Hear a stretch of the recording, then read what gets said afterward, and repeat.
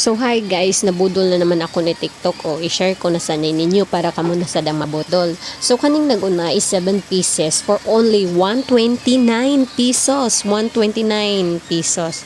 So may 7 pieces na kayo. Tapos itong isa is 49 pesos.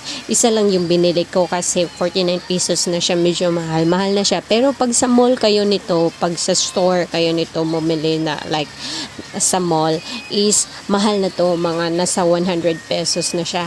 Then tapos is itong isa kong nabili is 80 pieces siya for only 138 pesos. 138 pesos ha.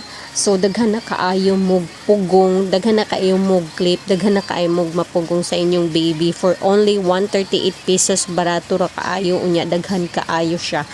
Kung sa mall sa ni siya palito na ana ni siya sa tag 50, 100 depende sa quality sa pugong. So kani siya is kasagaran is naana siya sa 100 pesos, 50 pesos, magdepende siya. So nice kaayo ni sa inyong baby kani mga gagmay nga pugong, nice kaayo sa inyong baby, labi na amoy mga nag-school nga bata, ya labi babae, nice kaayo. Di na mo pa problema kay barato ra kaayo. So kung ganahan mo order, i-click lang ninyo ang link nga akong gi-share. Thank you.